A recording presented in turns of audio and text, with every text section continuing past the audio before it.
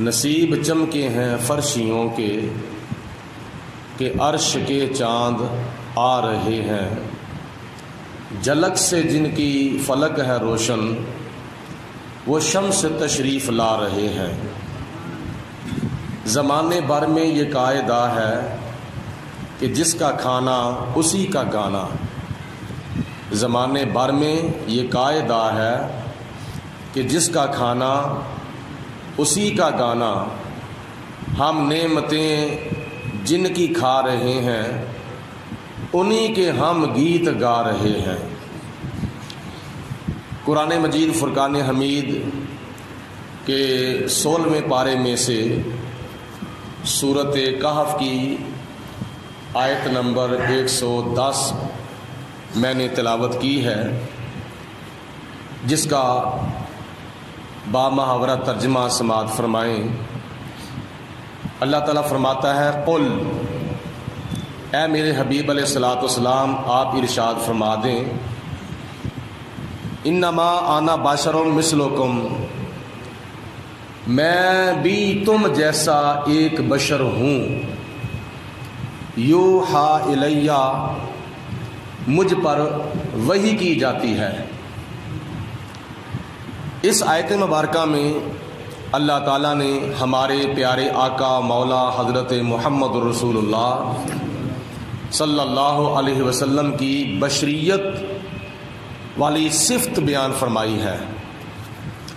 نبی کریم علیہ الصلوۃ والسلام کی ایک صفت بشریت ہے، جیسا کہ کل نبی پاک علیہ الصلوۃ والسلام کی صفت نورانیت بیان کی گئی تھی۔ آج کچھ وقت نبی کریم علیہ السلام کی بشریت کے بارے میں سماعت فرمائیں۔ سب سے پہلے ہمارا عقیدہ حضور علیہ السلام کی بشریت کے بارے میں یہ ہے کہ اللہ کے قرآن کے مطابق، حضور علیہ السلام کے فرمان کے مطابق نبی کریم علیہ الصلوۃ والسلام بے مثل بشر ہیں مگر بے مثل بشر ہیں۔ اور دوسرے نمبر پر نبی کریم علیہ الصلوۃ والسلام ظاہری طور پر بشریت کا لبادہ اوڑھ کر تشریف لائے ہیں، حقیقت آپ کی نور ہے۔ ایک حقیقت ہوتی ہے، ایک ظاہر ہوتا ہے۔ نبی کریم علیہ الصلوۃ والسلام کا ظاہر بشریت ہے اور آپ کی حقیقت نور ہے۔ اس کی وجہ یہ ہے کہ قرآن پاک میں 1,00,000 کئی ہزار انبیاء علیہم الصلوۃ والسلام، ان بچوں کو باہر بھیج دو، نہیں گر باز آ تو 1,00,000 کئی ہزار انبیاء علیہم الصلوۃ والسلام بشریت کی شکل میں دنیا کے اندر تشریف لائے ہیں، اور حضور علیہ الصلوۃ والسلام کو بھی اللہ تعالیٰ نے بشریت کے پردے ڈال کر دنیا کے اندر مبعوث فرمایا ہے۔ حقیقت آپ کی نور ہے۔ اگر کوئی یہ خیال کرے کہ جس کا ظاہر بشریت ہو تو اس کی حقیقت نور نہیں ہو سکتی، تو یہ بات غلط ہے۔ حضرت جبریل علیہ الصلوۃ والسلام نور ہیں، لیکن جب حضرت مریم رضی اللہ تعالی عنہ کے پاس آئے تھے تو سورۃ مریم کے اندر آتا ہے کہ اللہ پاک نے حضرت جبریل علیہ الصلوۃ والسلام کو سر سے لے کر پاؤں تک مکمل طور پر بشر بنا کے بھیجا تھا۔ بشریت کا لبادہ اوڑھ کر اللہ کے حکم سے جبریل علیہ السلام حضرت مریم کے پاس آئے تھے، اور حضور علیہ الصلوۃ والسلام کے پاس جب وحی لے کر آتے تھے تو اس وقت بھی مختلف صحابہ اکرام کی شکلوں میں متشکل ہو کر آتے تھے۔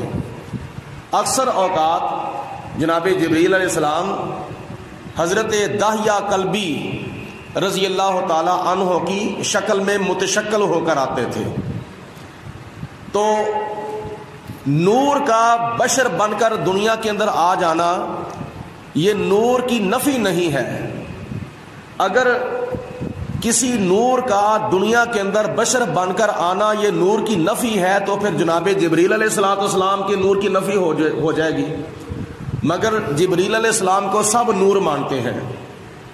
اسی طرح نبی پاک علیہ السلام کی حقیقت بھی نور ہے، اور حضور علیہ السلام بشریت کا لبادہ پہن کر دنیا کے اندر تشریف لائے ہیں۔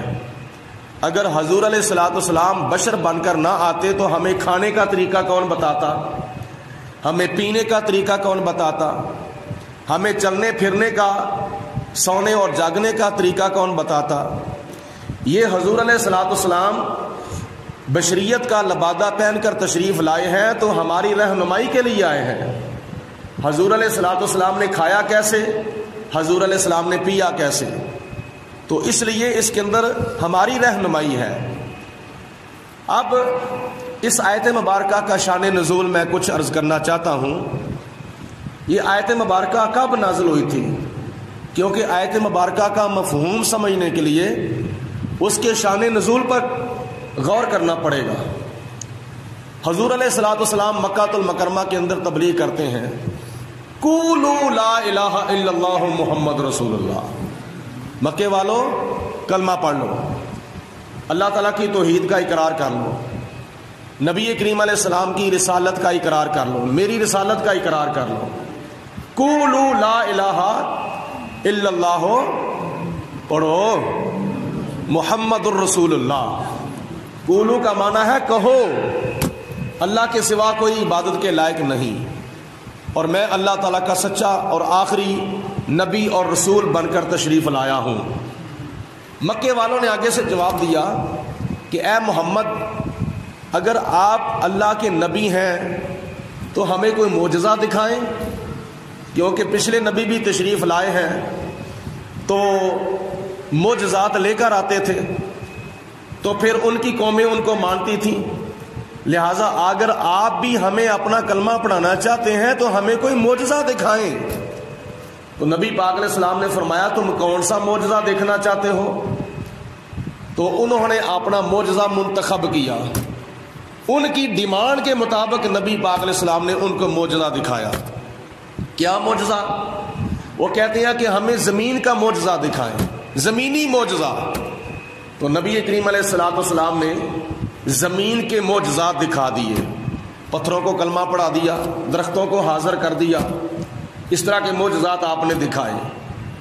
تو پھر انہوں نے دل کے اندر خیال کیا کہ ہمیں تو یہ خیال تھا، ہم تو یہ سوچ رہے تھے کہ ان سے کون سا معجزہ دکھایا جانا ہے، تو انہوں نے تو دکھا دیا ہے، تو اب تو ہمیں ایمان لانا پڑے گا، لیکن ایمان ہم نے لانا نہیں ہے، کلمہ ہم نے اس کا پڑھنا نہیں ہے، تو ہم کریں کیا؟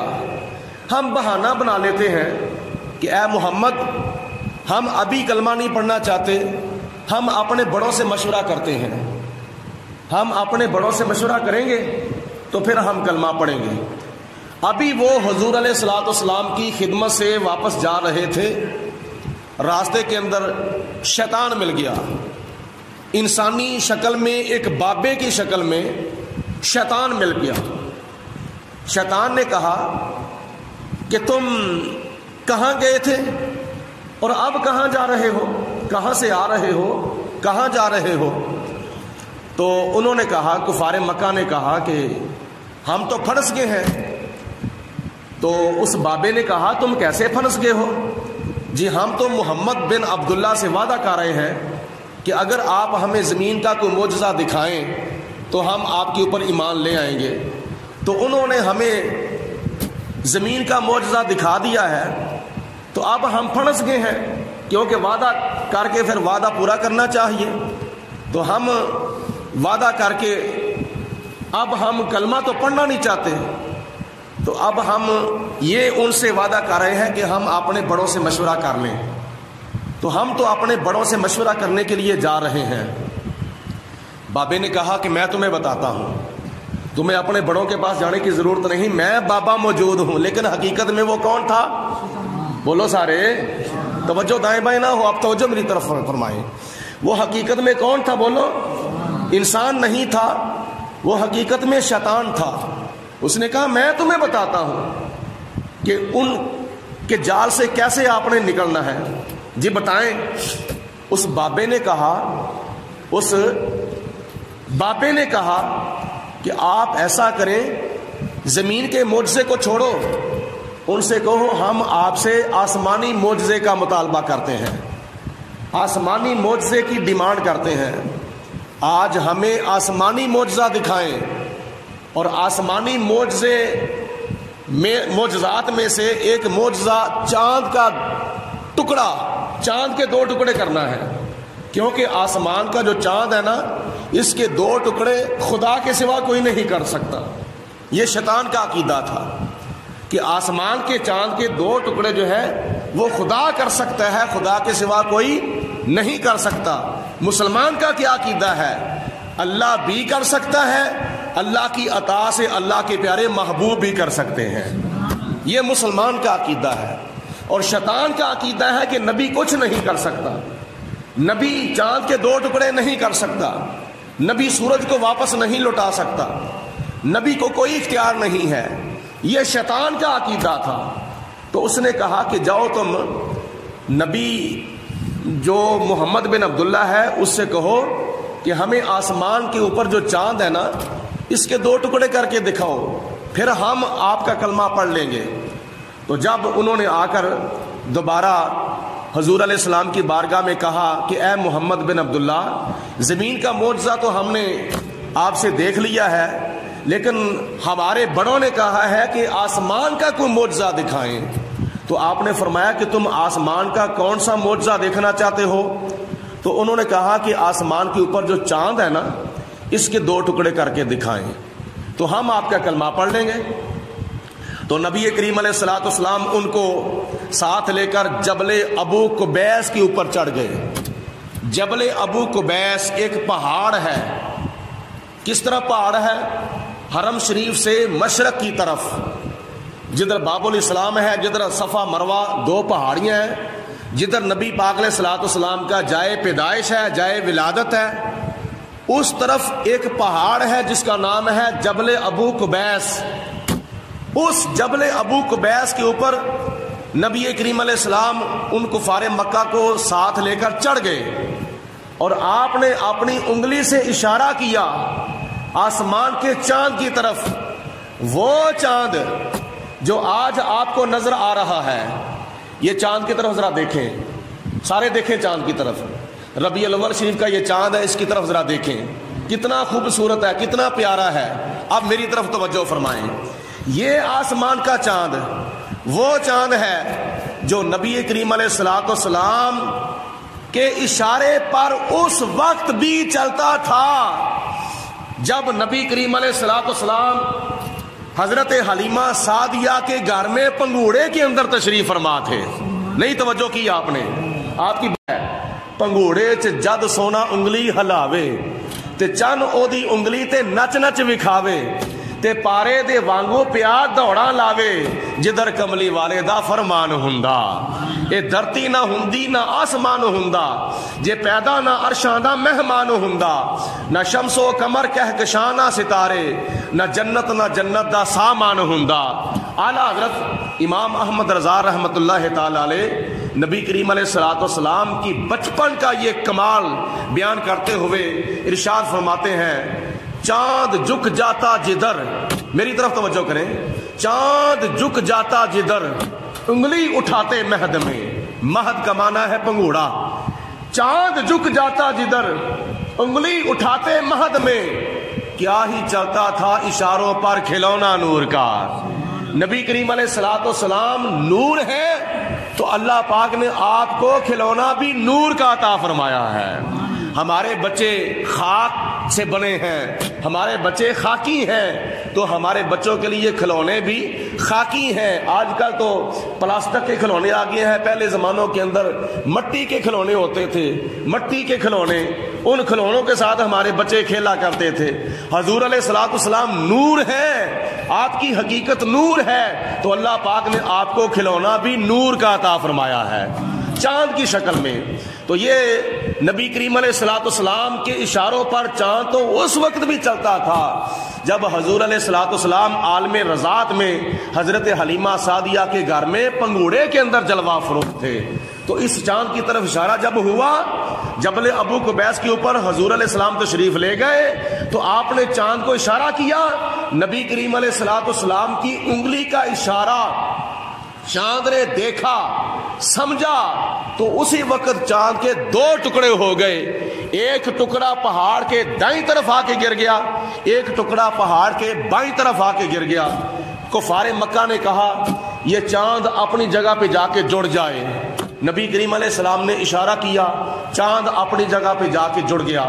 آج بھی جو بچے اسکولوں میں پڑھتے ہیں، سائنس کی کتابوں کے اندر ان کو پتا ہے، پڑھا ہے انہوں نے کہ آسمان کے چاند کے اندر آج بھی ایک دراڑ ہے، ایک لکیر ہے۔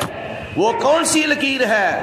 ایک چیز کو توڑ کے جب جوڑا جائے نا تو وہ چیز جڑ تو جاتی ہے لیکن اس کی دراڑ جو ہے وہ باقی رہتی ہے، اس کا نشان جو ہے وہ ٹوٹنے کا باقی رہتا ہے۔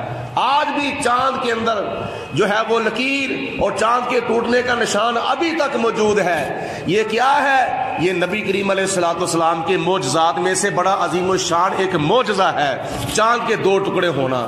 جب کفار مکہ نے حضور علیہ الصلوۃ والسلام کے اشارے پر چاند کو دو ٹکڑے ہوتے ہوئے دیکھا تو انہوں نے نہ صرف حضور کا کلمہ پڑھا بلکہ نبی کریم علیہ السلام کے بارے میں انہوں نے مبالغہ کر دیا۔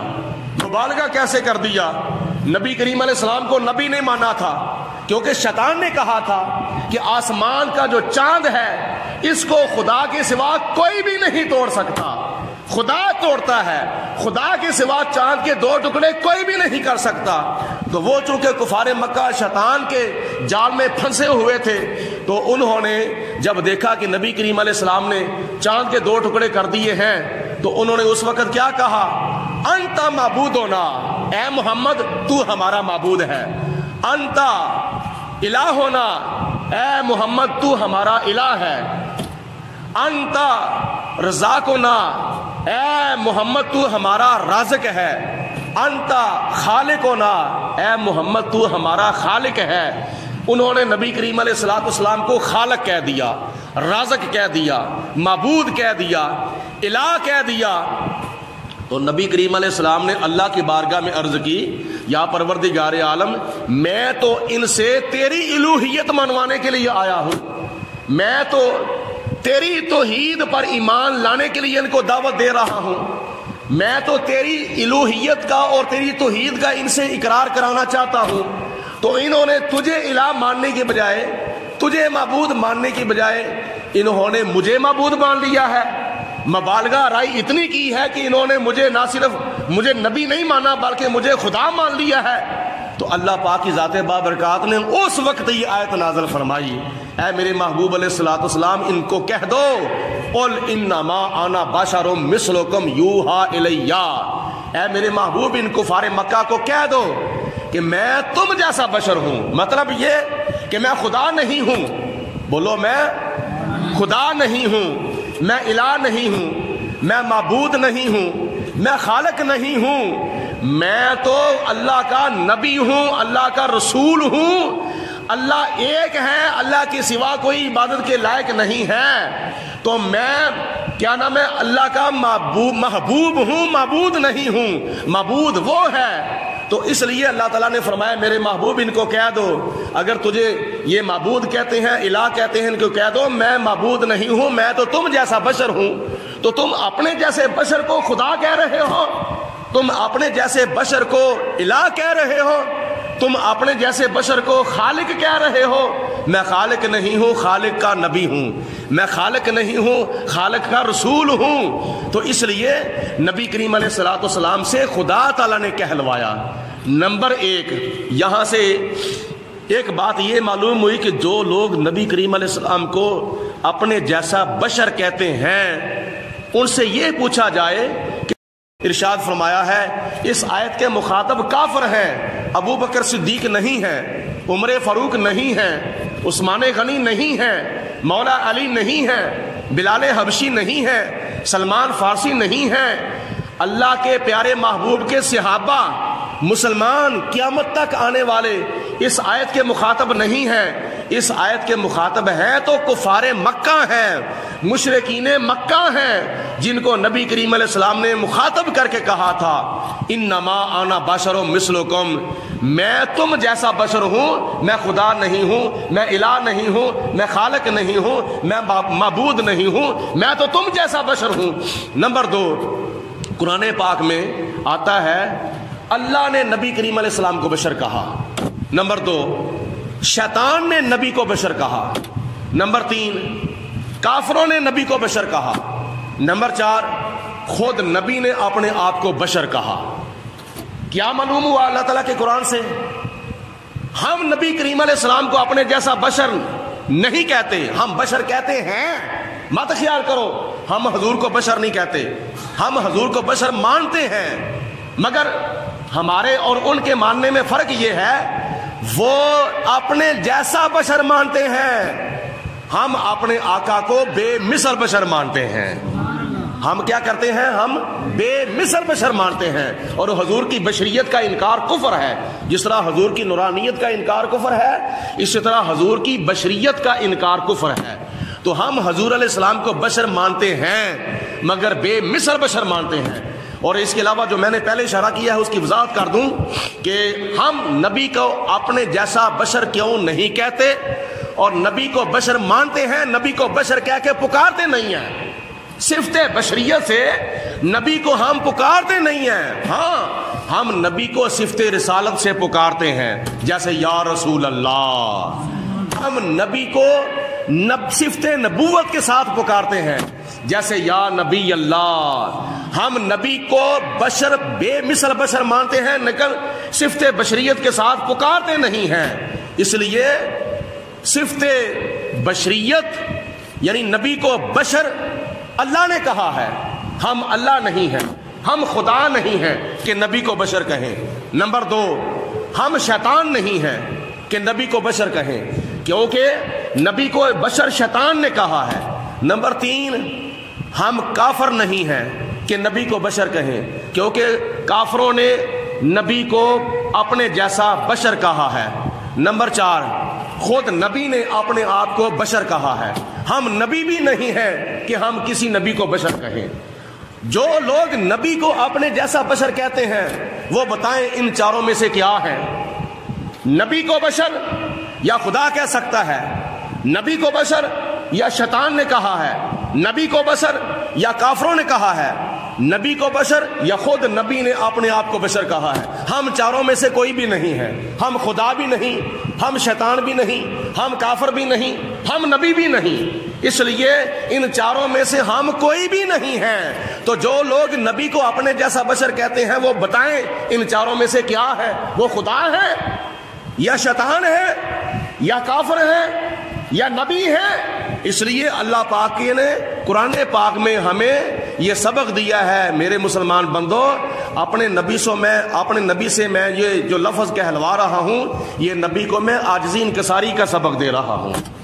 قل انما انا بشر مثلکم، اے میرے محبوب آپ ان سے کہہ دیں کہ میں تم جیسا ایک بشر ہوں، مگر نبی کریم علیہ السلام کی بشریت بھی بے مثل و بے مثال ہے۔ ہم بھی بشر ہیں، حضور بھی بشر ہیں، ہماری بھی 2 آنکھیں ہیں، نبی کی بھی 2 آنکھیں ہیں، نبی ہمارے بھی 2 کان ہیں، نبی کی بھی 2 کان ہیں۔ اگر اس بات پر قیاس کیا جائے، اس وجہ سے نبی کو اپنے جیسا بشر کہے تو بتاؤ یہ اللہ کا قرآن ہے۔ اللہ کے قرآن کے پہلے سپارے میں خدا تعالیٰ کا ارشاد ہے وَإِن كُنتُمْ فِي رَيْبٍ مِّمَّا نَزَّلْنَا عَلَىٰ عَبْدِنَا فَأْتُوا بِسُورَةٍ مِّن مِّثْلِهِ وَادْعُوا شُهَدَاءَكُم مِّن دُونِ اللَّهِ إِن كُنتُمْ صَادِقِينَ۔ اے کافرو، اگر تمہیں اس کلام کے اندر شک ہے تو پھر تم قرآن پاک کی 114 صورتوں میں سے کسی صورت کی مثل کوئی صورت بنا کے لے آؤ۔ لیکن قیامت آ سکتی ہے، سورت فاتحہ جیسی کوئی صورت بنا کے لا سکتا؟ قیامت آ سکتی ہے، سورت بقرہ جیسی کوئی صورت بنا کے لا سکتا؟ نہیں۔ قیامت آ سکتی ہے، سورت اخلاق جیسی کوئی صورت بنا کے لا سکتا؟ سارے بولو۔ قیامت آ سکتی ہے، سورت کوثر جیسی کوئی صورت بنا کے لا سکتا؟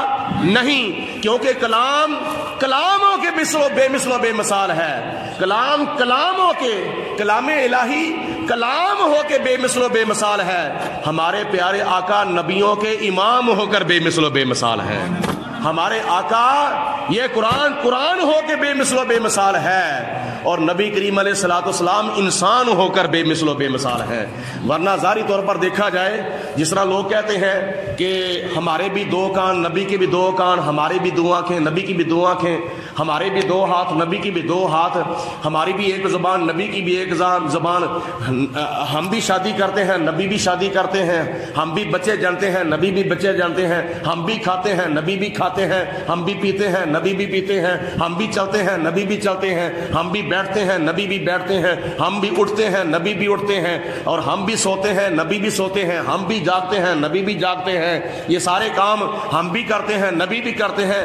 اگر اس بات کو قیاس کر کے یہ عقیدہ بنایا جائے کہ نبی ہم جیسا بشر ہے، تو بتاؤ قرآن پاک میں الف کون سا ہے جو الف عام کتابوں میں ہے؟ قرآن پاک میں با کون سی ہے جو عام کتابوں میں با ہے؟ قرآن پاک میں تا کون سا ہے جو عام کتابوں میں تا ہے؟ قرآن پاک میں سا کون سا ہے جو عام کتابوں میں سا ہے؟ قرآن پاک میں جیم کون سی ہے جو عام کتابوں میں جیم ہے؟ قرآن پاک کی زبریں کون سی ہیں جو عام کتابوں میں زبریں ہیں؟ قرآن پاک میں زیریں کون سی ہیں جو عام کتابوں میں زیریں ہیں؟ قرآن پاک میں پیشیں کون سی ہیں جو عام کتابوں میں پیشیں ہیں؟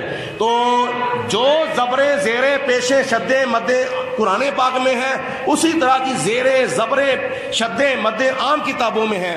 جو حروف تہجی الف سے لے کر یا تک قرآن پاک میں ہے، وہی حروف تہجی بخاری شریف میں ہے، وہی حروف تہجی مسلم شریف میں ہے، وہی حروف تہجی ترمذی شریف میں ہے۔ لیکن آج تک کسی کتاب نے، نہ بخاری نے، نہ مسلم نے، نہ ترمذی نے، نہ ابو داؤد شریف نے، نہ ابن ماجہ نے، آج تک دنیا کی کسی کتاب نے یہ نہیں کہا میں قرآن جیسی کتاب ہوں، قرآن میری جیسی کتاب ہے۔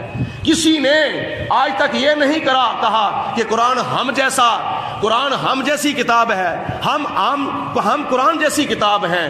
اس کے باوجود قرآن بے مثل و بے مثال ہے۔ تو اگر قرآن پاک کی کوئی مثل نہیں بن سکتا تو صاحب قرآن کی بھی کوئی مثل نہیں بن سکتا۔ سمجھ آئیے بات کی؟ تو کتنی پیاری بات ہے کہ جناب